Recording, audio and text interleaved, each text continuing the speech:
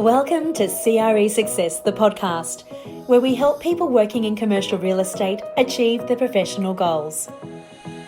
Check us out online at cresuccess.co/podcast. And now here's your host, Darren Krakowiak. Hello there, this is episode 20 in season 2 of CRE Success, the podcast. It is actually our 50th episode and the final episode of season 2. I'm going to be changing the format and the numbering convention of the podcast from episode 51. I'll be telling you more about that in our next episode. Today, in the spirit of efficiency, I'm taking some content and repurposing it for the episode.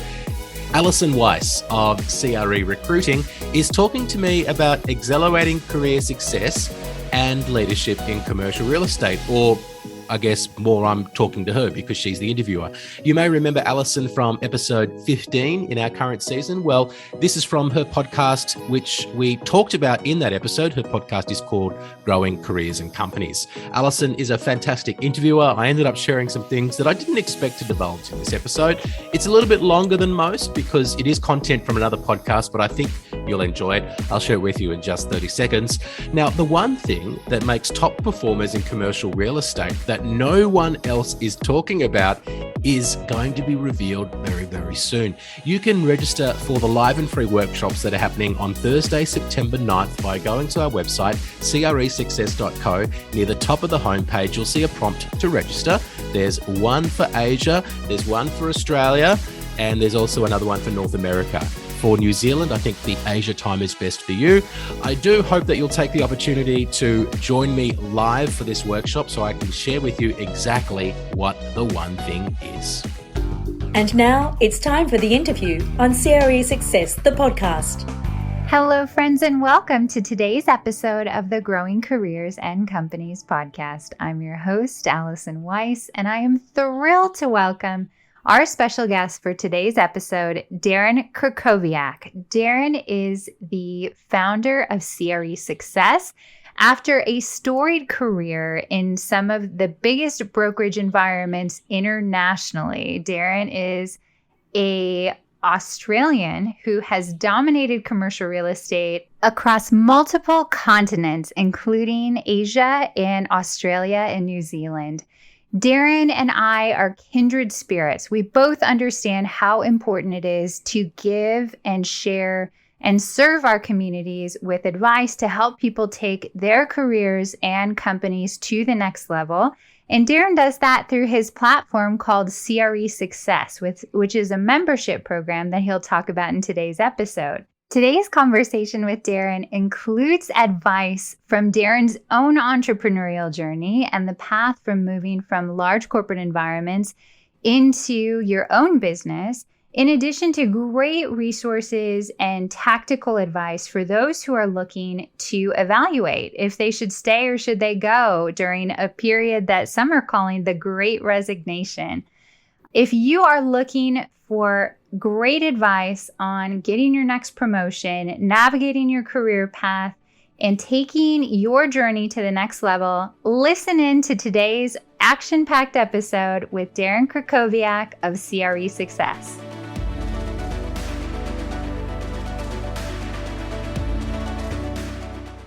Well, I know there's a lot of listeners today who probably know who you are, but for those who haven't met you yet, tell us, who is Darren? Well, I'm a 41-year-old gentleman living here in Melbourne, Australia. I'm married with one beautiful daughter who turned 1 just last week of this recording. So, and last year I started a business called CRE Success. Well, I, of course, love the naming convention that you chose for CRE Success, being the founder of CRE Recruiting. But for the listeners who are not familiar with our industry, talk to us a little bit about what CRE Success is all about.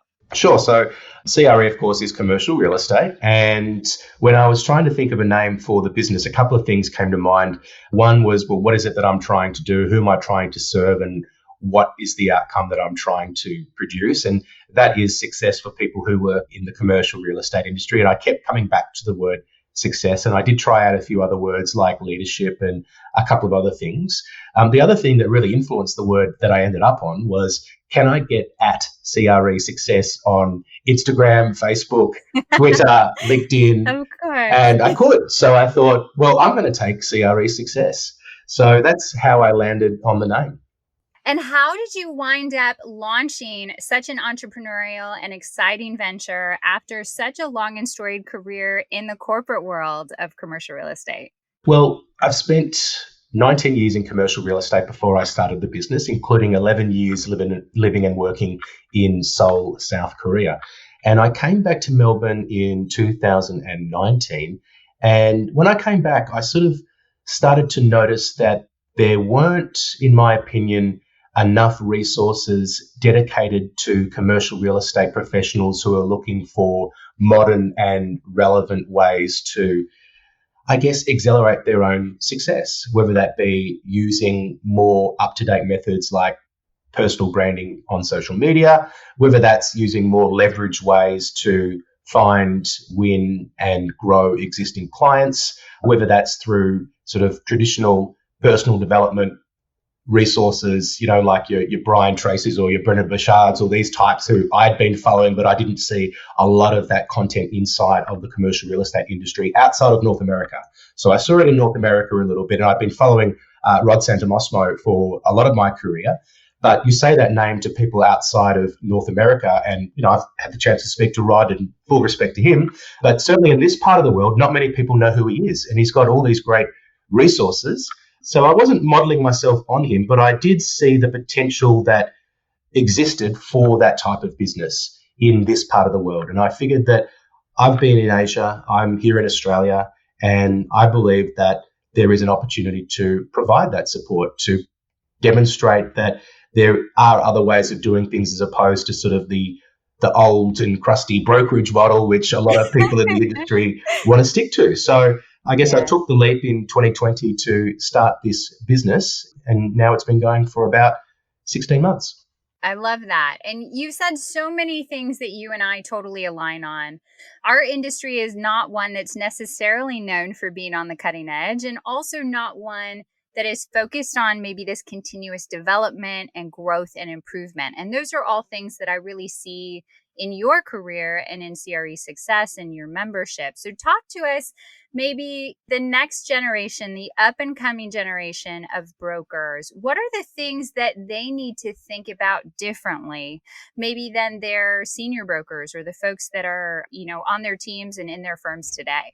Well, I think one thing that's changing now is the idea that you need to be the hardest worker in order to be the most successful. And I think hard work is often defined by the number of hours that you work, for example. And, I think a lot of people in the industry wear this badge of honor, which is, I've got a terrible marriage and I work 17 hours a day, and that's what's required in order to get things done. And, I just don't know if that's necessarily the way. And it's certainly, if you look in other industries, it's well accepted that you don't have to work the longest hours. The person who puts in the most inputs doesn't necessarily get the most outputs. It's about working smart. It's about being more leveraged. It's about doing the right things. It's about perhaps looking at some things that you have previously been doing that you might classify as sort of $10 an hour tasks, which perhaps you could have somebody else do, and you can focus your time on the $500 an hour task, which is better reflection of your capabilities and your ability to earn income. So these are the sorts of things that I think for someone new coming into the industry, and of course the opportunity to create your own personal brand, to not rely on the firm that you work for or the seniors that are in your industry to, leverage off their relationships or their track record, but rather to sort of start your own. And I think the opportunity that exists now to do it more quickly, it's an amazing opportunity. And we see people doing it in the residential real estate industry really, really well. And we're starting to see people do it in commercial real estate, particularly in America. And there's some fantastic commercial real estate influencers in the United States who I know that you're connected to, as I am as well, that I've been watching and learning from. And, I want to, I guess, broaden that message outside of the sphere of North America and bring it into this part of the world as well. Well, I think the magic word in everything that you just said, or at the root or the heart of this conversation, is leverage. And it's such a powerful concept. The idea of working harder versus working smarter, and, your zone of genius and the tasks that make the most sense for you to tackle versus outsourcing. Talk to me about some of the most common mistakes that you see and how people are spending their time ineffectively, and maybe some simple solutions that can be implemented to take care of those maybe more administrative tasks. Sure. Well, I think one thing that can be done is to do more research on prospects before you contact them, and to actually have somebody else, whether it's a virtual assistant or whether it's somebody more junior in your team, be able to populate a spreadsheet of common traits that you're looking to find out about a prospect before you contact them.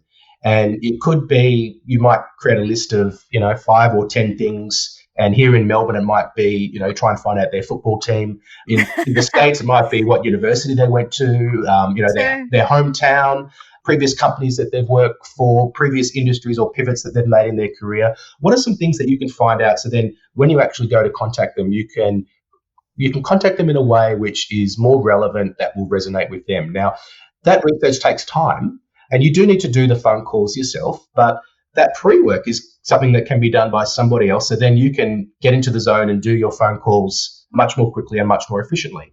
Another thing that comes to mind is just the idea of doing phone calls and the phone call being cold. Why not do something to warm up the phone call before you make the call? And the best way to do that I know of is just through LinkedIn, through connecting with people, through showing them something about yourself, through content that you share or comments that you make on other people's posts. And then you've got somewhere to go when it comes to actually starting that conversation. To me, it's a warm conversation because I've already connected with them. I've already had some point of contact, and I know I'm much more likely to make a warm call than I am a cold call. So that's a couple of ideas, I guess. I love everything that you just said, because I think our industry is hell-bent on forcing people into cold calling. Cold calling is the way. That's the only way to build your business. And I think anything that you can do up front to find that common ground, that research, that's what it's all about, is finding those connecting points and reaching out and, putting maybe a like or comment on a post prior to picking up that phone. I do think goes such a long way in sort of bridging that gap and turning a cold lead warm. So I love that. Yeah. Thank you for that. And I think also phones are not the only pipeline that you can use to get into a potential client, right? Some people are really good on the phone, and that is awesome. And phone continues to be important. We haven't seen the death of the phone when it comes to prospecting, but there is email, there is social media, there is warm referrals, there is door knocking, there is networking events, there is the good old-fashioned letter. There are many different ways that you can get into an opportunity, and I think you've got to really be willing to try a range of different approaches and not just rely on one. So leverage can not only be about doing things, one action that can create many actions, but also it's having more tools in your arsenal. So if one doesn't work, that you don't keep banging your head against the wall trying to get in that way. You go, okay, they seem to be difficult to contact via the phone. What other tools do I have that it's going to allow me to have a conversation with this person?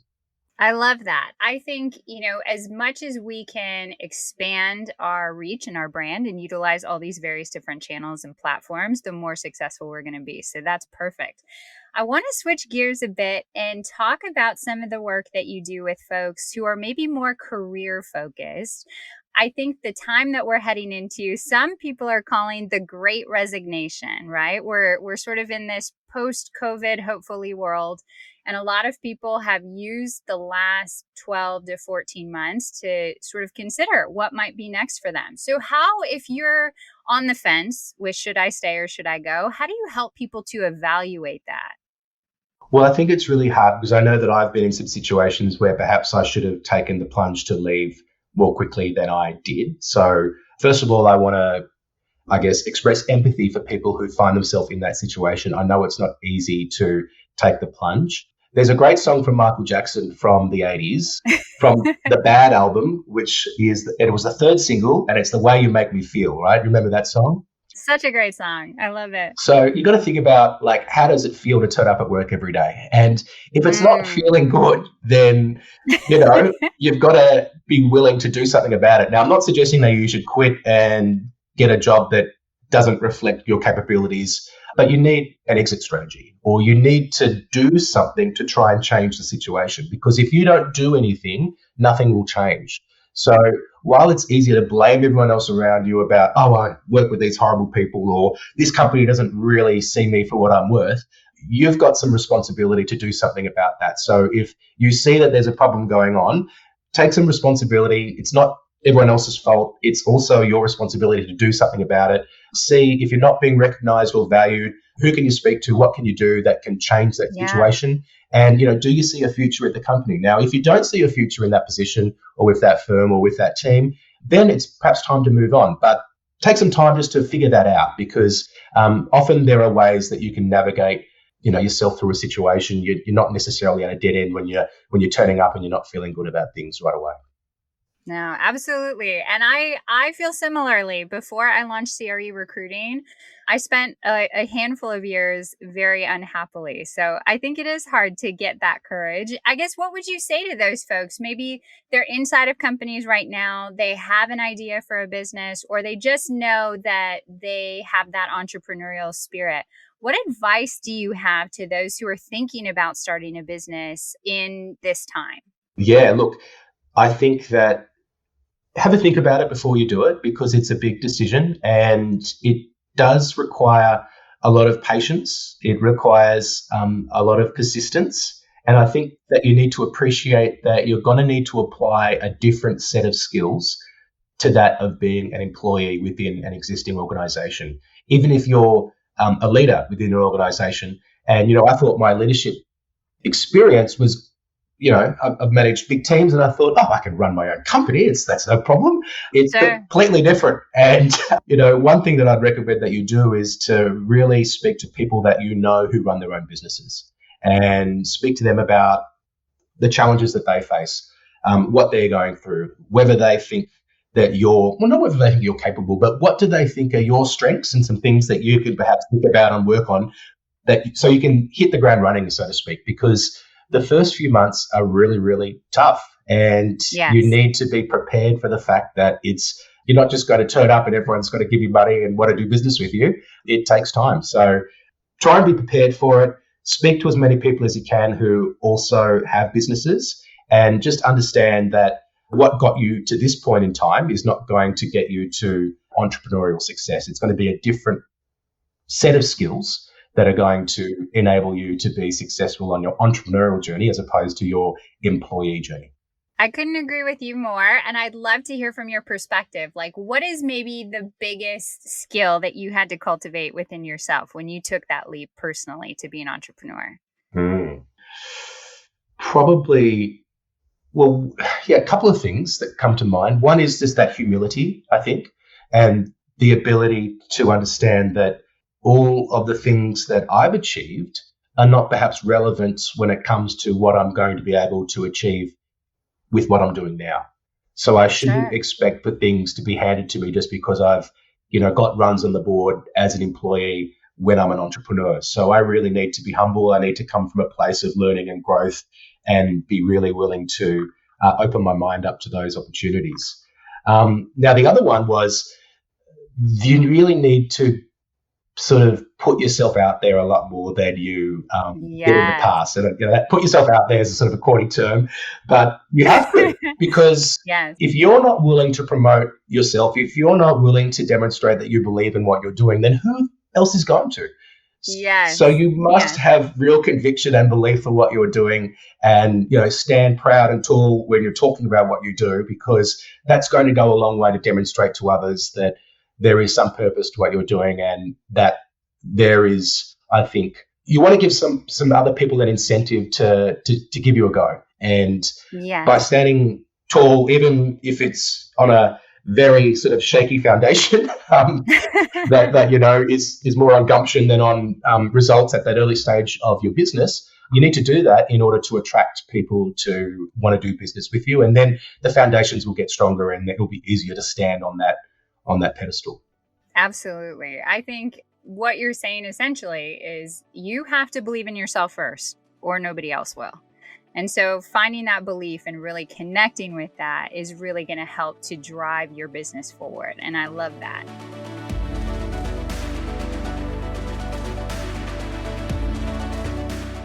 Hey, it's Allison. I paused the episode quickly to ask if you've downloaded the Growing Careers and Companies framework. It's the 9 things that we think that all the most successful careers, companies, and lives have in common. Check it out today at growingcareersandcompanies.com. Now back to the episode.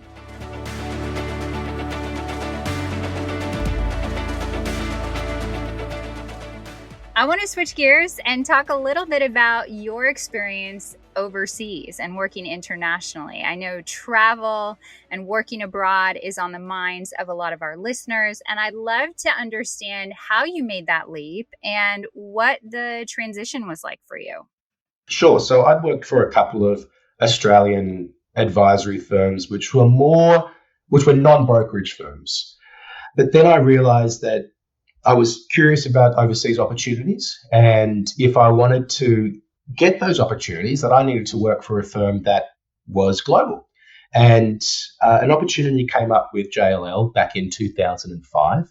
And one of the things that I spoke to them about was my interest in overseas opportunities. And to their credit, they said, look, do a couple of years and then we can talk about overseas opportunities. And a couple of years passed, and then an opportunity came up. The first one, which I didn't take, which was in Hong Kong, but then the second one came up, which was in Korea, which was a great fit, and I took it. So I think you've got to ask for the opportunities that you want, and you've also got to take on responsibilities when they're offered. So when I was in Korea, I was doing research and consulting for a year and a half, and then the global financial crisis happened, and they needed somebody to take over tenant representation. And I'd been helping out a little bit in that area just as the native English speaker with multinational companies that had people fly in on tours and stuff. But I thought, okay, well, why not? I'll do that. And it was a great time to do it because at a time of a crisis, people are focused on other things. And what the tenant rep team in Korea was doing in terms of performance was the last thing on the decision makers' minds, right? So I had a good year to cut my teeth and to make mistakes and to sort of find my feet. But by 2010, we started to get a little bit more momentum and performance. And after that, I was asked to take over the leasing team as well. So I did that for a few years. And then in 2015, an opportunity came up at CBRE to run their career business, which I did until 2018. So I think you've got to really take the opportunities that are there, international opportunities. And I think I was probably on the tail end of when sort of expat packages sort of still exist. They're probably a little bit less available now. And I don't know what the impact of COVID-19 is going to be, and also the impact of virtual working and meetings and stuff, whether that means there's going to be less need, more need for expatriates from Western countries in particular to go to non-Western countries. I think that probably the impact might be that there's less opportunities. With that being said, though, I think there's going to be less people who are willing to do it. So still might be less opportunities, but there might be a smaller talent pool to pick from. So I think if you're interested in those opportunities, you've got to really state that you are. The idea of working overseas is not everyone's cup of tea. In fact, many people think that it's not what they want to do at all.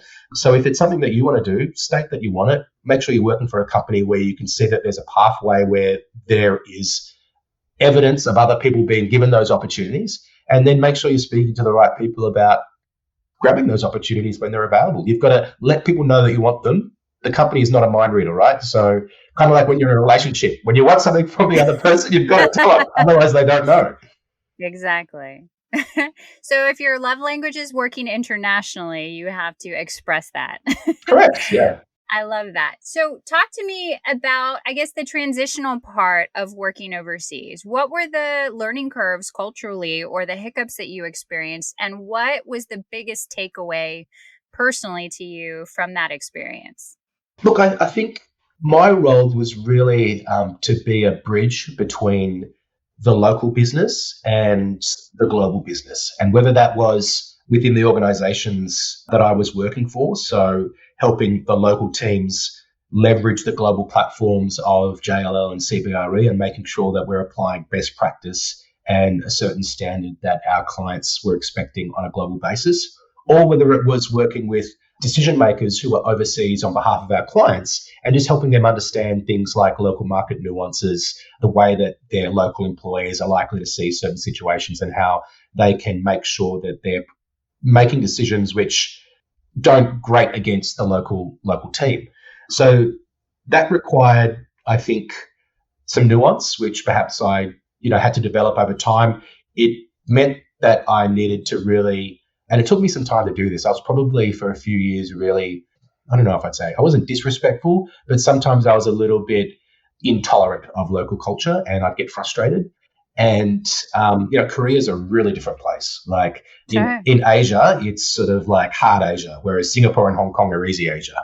And Japan, Korea and China are really different.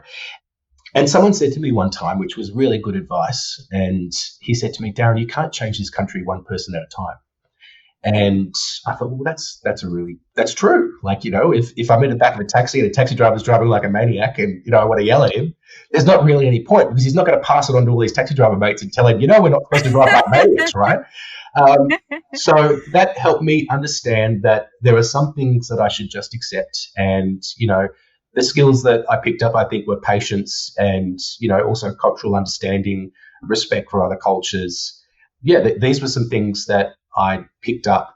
And also, I think it helped me deal with, I was given leadership opportunities, which I wouldn't have gotten if I was here in Australia. So that really helped me develop my own leadership skills. As part of developing leadership skills, I think there are times when companies invest in leaders and provide things like whether it's executive coaching or leadership assessments. And, through those leadership assessments, I learned that, perhaps one of my weaknesses was a little bit of arrogance. So it was helpful to hear that. It was helpful to hear about the fact that maybe I was a little bit impatient at times as well. And no one would have told me that unless I'd gone through this 360 assessment and I'd heard it from, 14 different sources anonymously. I'm like, oh, okay, I guess I should work on that. So these were all things that I learned in my time in Korea. I love that. And you said this word a couple of times throughout our conversation, and I know it was almost the name of CRE Success, but this idea of being a leader. I think leadership is really changing, and we're sort of at a pivotal moment in time, both in our industry and I think in the world. What do you think being a leader today really requires and means?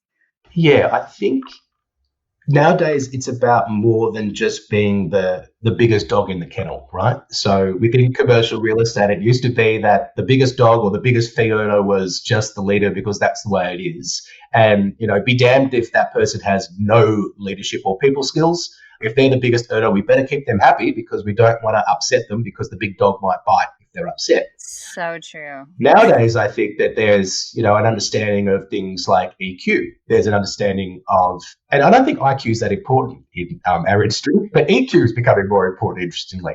So there's this importance of emotional intelligence. You need to have a variety of skills. You need to, I think, also be willing to accept the responsibilities of leadership and want to become a better leader.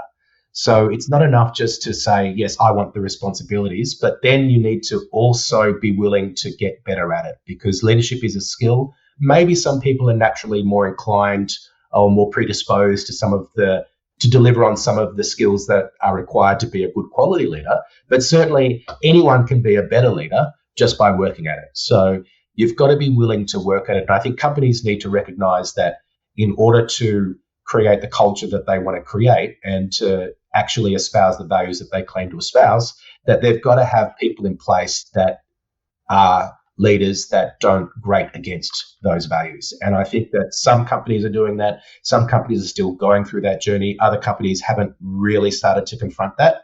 And, I see that as an opportunity for my business because I know that there are people who are working inside organizations who are, and a lot of them are very strong-willed people and they can see, what, this person is not a great leader, but I'm going to continue going on with what I'm doing and it's fine. But they might need some other outlet or some other voice or some other place to go where they can just get some support, where they can be a part of a community which is a bit more like-minded with them, where they can focus on some of those skills that they want to develop in themselves. And there's some thoughts on leadership, Allison. I love that. And I think it's a perfect segue into how you cultivate and provide support and build leaders within CRE Success. So talk to us a little bit about the membership and the platform and who it's for. Sure. So I think in our pre-discussion, I mentioned that I'm involved in the Tribe experience with Yes. Stu McLaren. And one of the parts of this process is that you've got to develop a positioning statement. So I'll test out my positioning statement on you I right love now, it. Allison. So I equip commercial real estate professionals with proven client attraction and retention systems so they can save time, earn more, and live the life they desire. So that's I love it. what I I think do. you nailed it. That's great. It took me a long time to get there, I can tell you. It's hard. So it's for client-facing and revenue-generating commercial real estate professionals. Most of the people are working within commercial real estate service firms. There's people inside from Colliers, JLL, CBRE, Savills, Knight Frank, and there's also many people from smaller firms as well, independent firms, national firms, but domestically national, not international. There are a couple of people even from outside of that. I've got someone from Steelcase inside the membership, for example. So there's this broad variety of people. And I think what I'm there to do is to help them find, win, and grow their client base. I'm there to help them with the personal branding stuff that we've talked about earlier, time management skills, so helping them find new and better ways of getting their work done. A little bit of mindset stuff as well. So just setting a vision and helping them understand what is possible for the future, and then having the gumption, if you like, to then go ahead and pursue that with the support of the platform, and also leadership, which we've talked about a bit. So I've kind of broken it into 5 stages of a success path, which I'm sure you're familiar with this concept as well. I've called it the path to success in commercial real estate because I love it. So creative. I love it. And so I think the 5 stages are procrastinating, producing, progressing, prospering, and prolific. And what I'm trying to show people is that no matter what the stage of your career journey or success path that you're on, there's a contribution that you can make, and there's also a benefit that you can take from being inside the community. We've got members at the moment from 8 different countries, which is fantastic. Wow. Some of those countries are only one person, so it's not this huge membership yet, but I think there's potential, right? There's potential for this to resonate with people in different markets, in different sectors. And, my job now is to communicate the value of being in the membership and to grow it. So that's my responsibility. So, I'm going to do another relaunch soon. And, I'll tell you later about how you can register for that wait list if you want to. I love that, Darren. And I think one of the things that you said to me that really resonated is the success path and all of these different steps on our individual journeys. And I'm thinking about the folks who are sort of in the middle. Maybe they've reached sort of a peak that they can't overcome. They're sort of stuck in a rut. What do you say, or how do you encourage folks to overcome that stuckness? Look, I think it's about working through the situation that you're in and just understanding that there are roads out. And I think often people, when they get stuck, there's this repetitive loop that goes on in their mind, and they think that there's nowhere to go. And all they need is just another perspective. So if you find yourself getting stuck, talk to somebody, because somebody else will be able to offer. It could be just one word, or maybe it's just one idea that will then open your mind up, or at least create a little crevice that exists over all that stuckness that you can sort of move through. So if you are stuck, speak to somebody and, try and get unstuck yourself, right, if you can. But don't burden yourself with being stuck forever, right? There's nothing wrong with asking somebody for a bit of help. And I think sometimes people feel ashamed or that other people don't want to help them. I've always found people do want to help. In fact, people like to help. They love it when you go to somebody and say, hey, I've been just this thing I'm stuck with. Can I just bounce this off you for a second? I think you might be able to help me out with it. People love that. So ask them, give them the opportunity to help you. And people will remember that, the fact that you've come to them. And I'm sure that they will value it. And they'll remember how you made them feel. They won't remember what you asked them, but they'll remember the pride that they feel by being the person that has been asked for help. Yeah. Well, and you don't want to deprive people of the good feeling that they get when they're helping you. And I think too, what you said, the idea of this loop that you get stuck in, I get stuck in those loops too. And sometimes just picking up the phone, sending a quick text message, that little ray of light or that little perspective can be the difference maker to sort of break you out of that pattern. So I love that. how can our listeners learn more about CRE Success and connect with you and get on the wait list for your next launch? Very easy. They can go to cresuccess.co/membership. So go there and you'll see, depending on which holding pattern I have at the time, there might be a big smiley picture of me, or it could be a picture of a path. But I promise you there will be something there that you can, you'll get a free gift as well when you register for the waitlist. So check out cresuccess.co/membership. I love that. I personally think you should have the first birthday pictures of your daughter because they were really adorable. Thank you. I just replaced the desktop image on my computer with that, so I'm very happy with it. So cute. Well, Darren, this has been so much fun. We have 3 final questions that I'm so excited to ask you, and the first is one of my favorite, and that is, what is the lesson that's taken you the longest to learn? Yeah, I think it's we got into it a little bit before, and I think it's the importance of taking responsibility and, being responsible for how it is that you get along with people. You've got to ultimately take responsibility because you're responsible for what's going on in your life, not somebody else. So yeah, the other one I would say though that I thought of is moderation and balance. So I'm probably a little bit of an extreme person, and that's manifested itself in positive and negative ways in my life.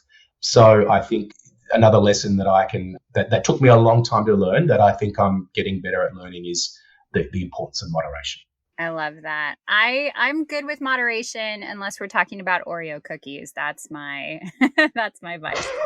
So we also talked about the Growing Careers and Companies framework, which are the 9 different things that we believe the most successful companies and careers have in common. And the 2 that you say mean the most to you are vision and growth. So talk to me about what vision and growth have meant in your life.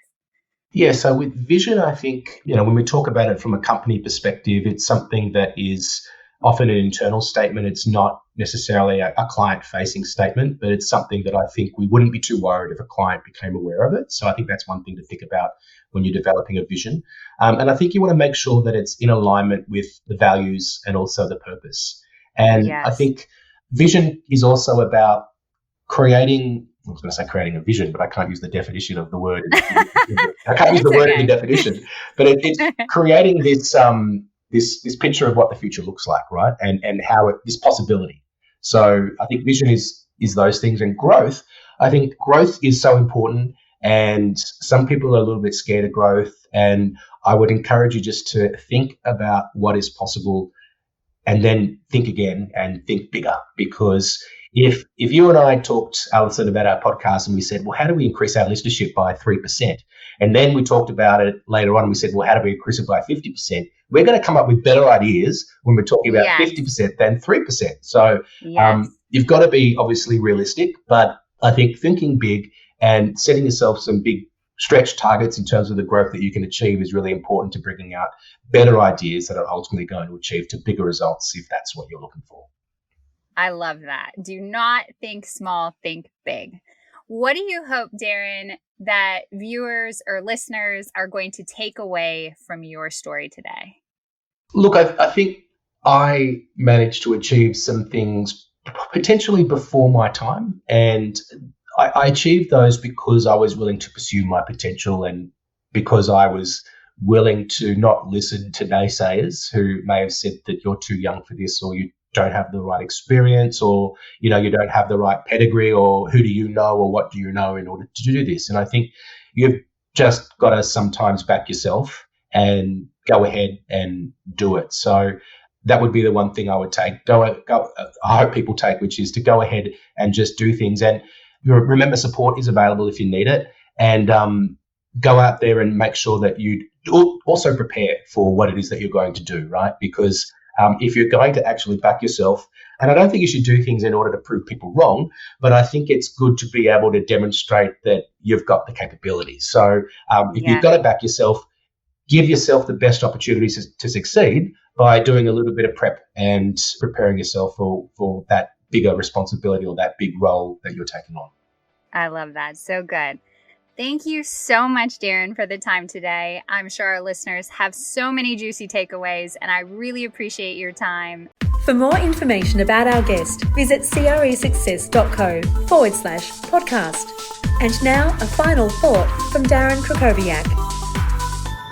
Thank you so much for having me on your show, Allison, and for allowing me to use that interview for this podcast. Well, today is a wrap on season 2. We've just finished another 20 episodes, plus 4 bonus episodes that we brought to you through the second quarter of 2021. Now, we've released 50 episodes now. I don't know if that's an accomplishment in itself as much as it is, say, an activity, but I do want to say thank you to our sponsor over the second half of this second season, Released. And of course, I want to say thank you to you for listening. Remember, there is a whole back catalogue of content available for you to listen to. If you enjoy the podcast, do rate and review us so more people can find the content. You can do that just by opening the app that you're listening to us on and putting in a 5-star review if you're on Apple Podcasts, for example. And I do hope that you'll stay with us for the next phase of the podcast, the next iteration. We've got a new, I would say, feel and sound. It's not a look and feel because it's a podcast, but it might be a look as well. Just a little clue of where we're moving towards in terms of the next stage of the podcast when we bring you episode 51 next month. I'm looking forward to sharing those details with you. Thank you so much for listening, and I will speak to you soon. Thanks for listening to CRE Success, the podcast. If you enjoyed this episode, make sure you subscribe to us on your favourite podcast platform and be sure to leave us a 5-star review. For more information about the show, just check the show notes on your podcast app or visit us online at cresuccess.co. 90% of the world's data was generated in the last 2 years. CRE is a business intelligence and analytics tool for commercial real estate professionals. Using real-time insights, track key portfolio metrics and benchmark against the market so you can make faster and well-informed decisions. With live dashboards and bespoke reporting, impress both your executive team and your property clients. It's time to turn data into your most valuable asset with CRE from Released.